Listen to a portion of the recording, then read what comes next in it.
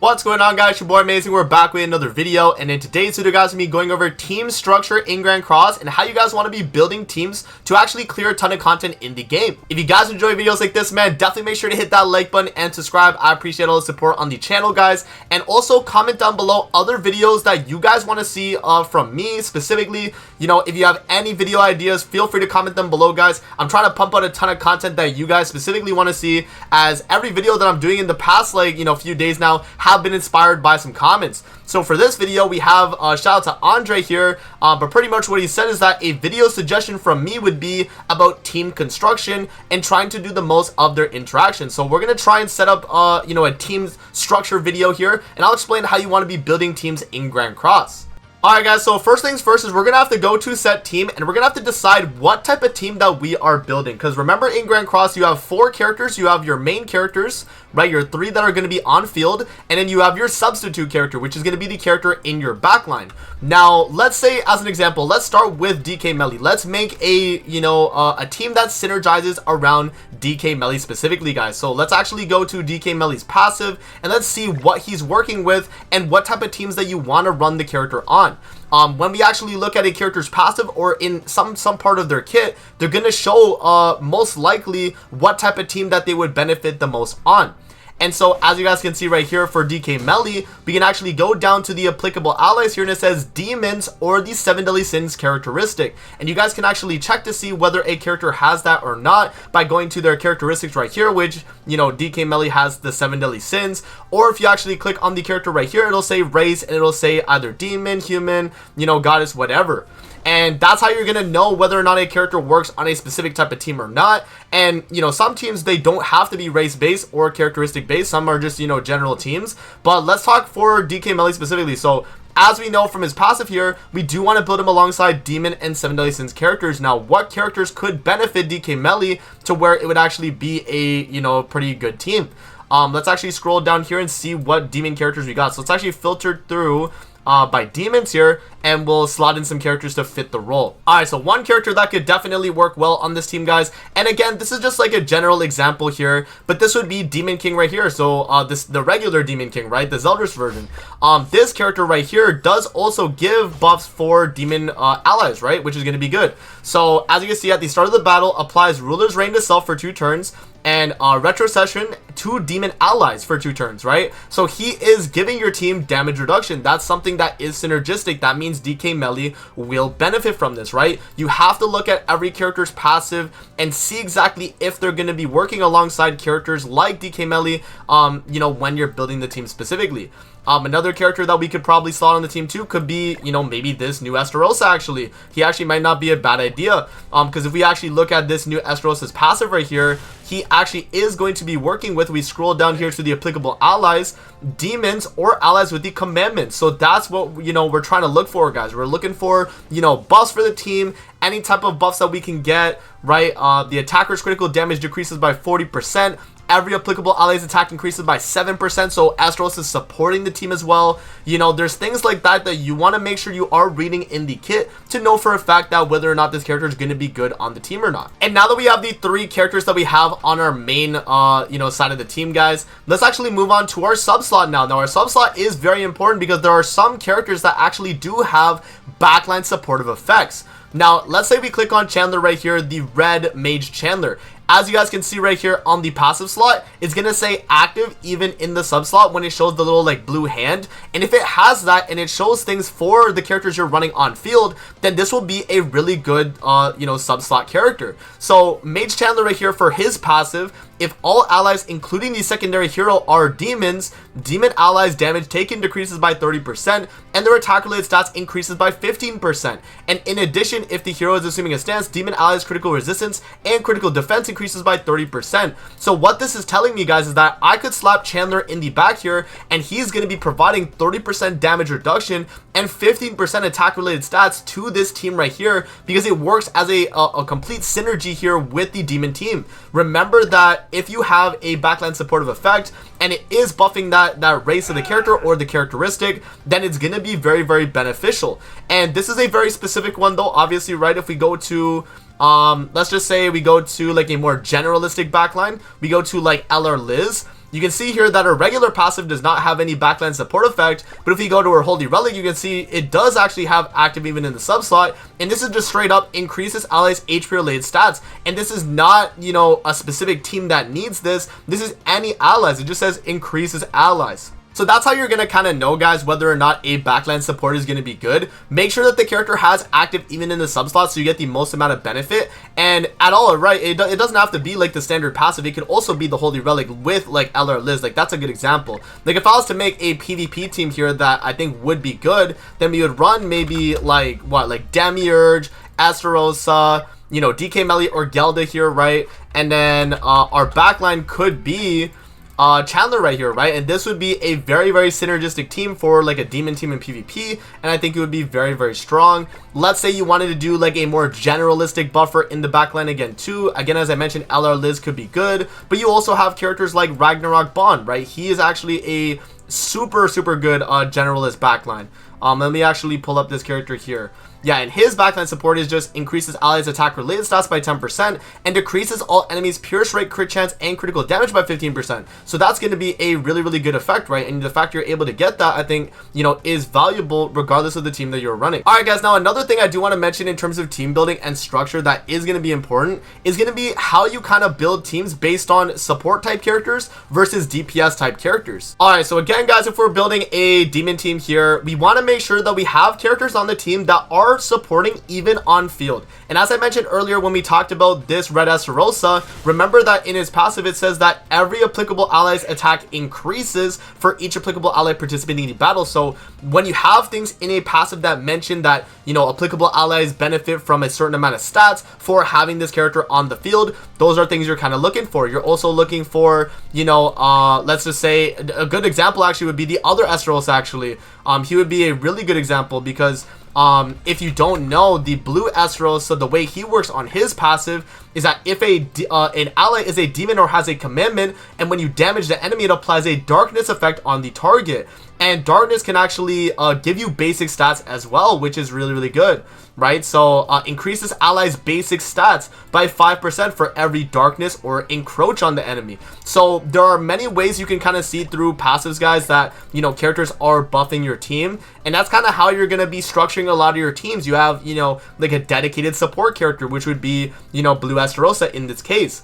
And then we have a character like Demiurge where he could be a damage dealer, but also a, you know, supportive type character too, because he's also providing damage taken on the enemy and mind control on the on the enemies as well, which lowers their damage dealt to you. So again, guys, it's gonna really depend, but you definitely want to have at least one supportive type character on the field. You probably want a taunt type character or a character that has an absurd amount of HP, some type of character that's gonna draw damage away from you. Let's say we move away from a demon team here. Let's actually remove Demiurge, Esterosa, Chandler. Let's make a 7 Deadly Sins team, right? Let's make a synergistic team around that. So let's actually put DK Meliodas. We have Diane here as well. And remember that Diane has a stance, so she can actually draw damage away from other characters in the fight, right? And so having Diane with this taunt right here can actually draw damage away from DK Melly so that he doesn't die, and we keep him alive as long as possible so he can dish out damage, as he's going to be a DPS character, right?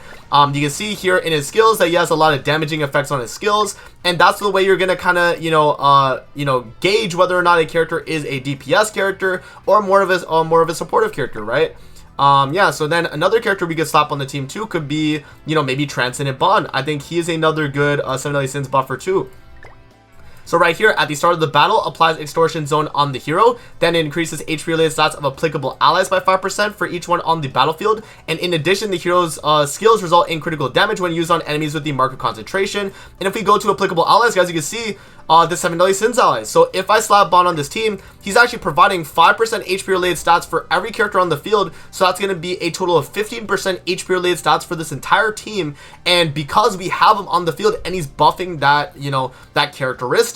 And so that's exactly how you want to go about when building teams, is you want to make sure that they're very synergistic in the sense of you're buffing other characters on your team through the characters that you're running. And this is a good example right here where you have Transcendent Bond, you know, DK Melly and Diane. You know, this team isn't like a super insane team, but this is just an example of how you would, you know, try and structure a team to buff up the team as much as possible. And then for the backline support here, guys, we could actually rock, you know, Infinity Merlin. Remember that she does have a Holy Relic here if we actually pull up the Infinity Merlin, where we're actually providing a subslot supportive effect for the 7 Deadly Sins characteristic, right? So if all allies are the 7 Deadly Sins heroes, including secondary slot heroes, all the allies participating in the battle will have their basic stats increased by 15%. So you can run Merlin in the backline, and now we're actually getting 15% basic stats for DK Melee, Transcendent Bond, and Queen Diane, and we're also stacking that on top of the fact that we're getting the 15% HP related that Bond's providing for the team as well. So you just gotta make sure that you're looking at what characters do and how they're kind of affecting the team, guys, and that's how you'll be able to structure teams a lot better in the game and do well. Now, another thing that I want to mention as well, guys, is going to be your subslot. So having links right here are going to be very important for your teams, and you want to make sure that you're going with the associated hero links, as they're usually providing an extra effect. Like as you can see right here, a special association effect for Droll on Diane is actually going to provide him with 1440 HP, and that's actually a very substantial amount of HP on top of what we're getting. So we could honestly, we could run Droll on Diane, then that'll actually be a very beneficial buff. Now, another thing you can do as well is remember that there are characters in the game that have grace effects, and the grace effects can actually be bestowed onto the actual character itself. So if I'm able to run Mael as a link on my Transcendent Bond, he's actually going to increase the hero's damage dealt by 20% just by running him as the link. You can see that the grace effect is also applying onto Transcendent Bond right there, so we do gain the buff. And another thing too, guys, is that some characters, specifically like DK Melee, or characters that are on field that have this effect, have commandments. And you can see here that DK Melee specifically is able to allow commandments to be bestowed onto him. Yeah, so it's in his ultimate right here, guys. He has a little like passive effect in his ult. If the hero is participating in the battle, the associated hero's commandment activates. So DK Melee is a character that pretty much can use commandments as kind of like graces, right? So you could run Gallon Link on Melee and you would get the commandment for you know, Gallon's commandment of truth. You could run, you know, let's say Zelda's commandment, right? Zelda's commandment is good. You actually deplete one orb from the enemy's ultimate move gauge and removes debuffs when moving skills, right? That's just another example of something you can run as a link, but it's really dependent on, you know, the character specifically. Like DK Melee is a very, you know, special character in the sense that he can run commandment links, but there are also characters as well, guys, that can kind of block those out as well. And Demon King is a good example of that. If you have him on the team, he actually does block out commandments when you run him on the team as well. You'll see here in his passive that it says, yeah, so right here, all commandments are sealed right here, right? If the hero is alive on the battlefield, all commandments are sealed. That means that if you have a commandment effect on the team, then that actually would not be active because of this character being on the team. And there's a bunch of, like, you know, specific things that are for characters like this that have you know, setups that you can run that bypass, you know, commandments and graces, but that's just an example of a character that, you know, kind of blocks them, and also a character that can benefit from them. Another thing to mention with links, guys, is that when you actually have a character like LR Liz here, some of them do have combined attack links, and combined attack links actually do upgrade the character's ultimate to do a little bit more. So you guys can see here, this is the standard ultimate, but when you run the Fat King with LR Elizabeth right here, you're actually going to buff the amount of HP you're actually healing here for your allies, which is really good. So, you know, making sure that you have combined attack links is going to be strong. And another thing about combined attack links too is that they actually give you a free 1000 combat class. So they act kind of as like a true awakening star, right? That's obviously a really, really good buff for your team. So yeah, guys, that would cover pretty much the links right there. Now moving on, the next thing would be artifact support. Now, artifact support is very important for team building, in my opinion, as it's going to be giving you a free buff just to have on the team. And the way you actually get these artifact cards, guys, is by opening the card packs. And when you do unlock the card packs, you're going to see that some of them do give buffs to your team. So you can see here, if we actually go to, what's a really good example of one? Oh, I have actually a really good example. Let's pull up my Goddess team, and we'll go to the Goddess card set. This is a really good one. Increases allies' basic stats by 3% for each Goddess ally on the battlefield, limit of 3 times. So, you know, this card set right here is giving me 9% extra basic stats for a full Goddess team. And you guys can see here that we have 4 Goddess characters on the field, even though it says a limit of 3. That means we would only need 3 Goddess characters on the field. If I remove Mael and I put, let's say, just like LR Escanor, I'm still gonna get that full basic stats, even to Escanor, because it says increases allies' basic stats for each Goddess ally, not increases Goddess allies basic stats for each Goddess ally, right? So Escanor would still benefit from that basic stat buff. So that's just something you have to make sure you're reading, guys, when you look at the artifact card support. They're definitely very beneficial and something I would recommend that you look into.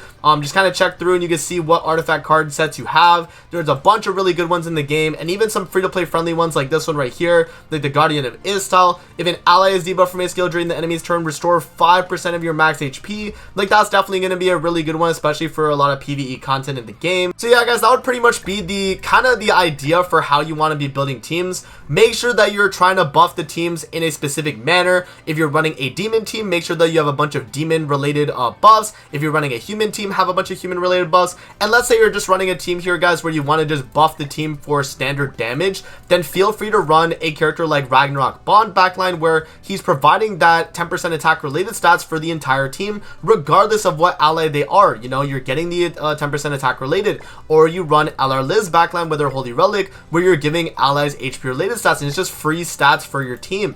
And so that's just kind of like a good example of why people, like, you know, let's say you're running the human team with Arthur. Arthur is a character that really does scale through HP, right? If we look at his passive here, he has a lot of HP scaling, right? Whereas Chaos Control taunts enemies, gives him max HP. He has built-in HP scaling with all of his skills. And so if you have a character like LR Liz backline, that's actually going to be buffing Chaos Arthur's damage because you're giving him more HP. And so things like that, guys, are going to be very important. Even though Liz is not a, you know, a human character, she's not a, you know, four knights or anything like that. She's not related to Arthur at all. She's still able to buff him because of the fact that Arthur is a HP scaling character. Same with a character like Gelda.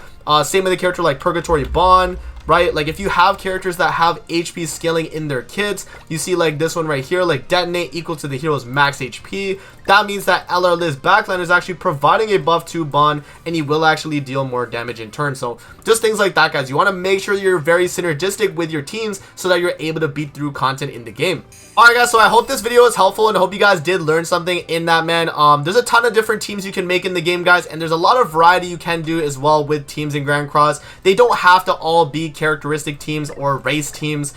There's a bunch of different ways you can build them. You can do half teams, right, where you have two giant characters, two goddess characters. You can do, you know, full unknown teams. You can do a mix and match of characters. It really doesn't matter, but as long as you make the teams synergistic and they're all buffing each other, that's where you're going to have a lot of success in Grand Cross. So I hope you guys did enjoy the video, man. That's going to be it for the video. Hope you guys did enjoy, and we'll see you guys on the next one, man. Peace out. Have a good rest of your day, guys. See you later, man.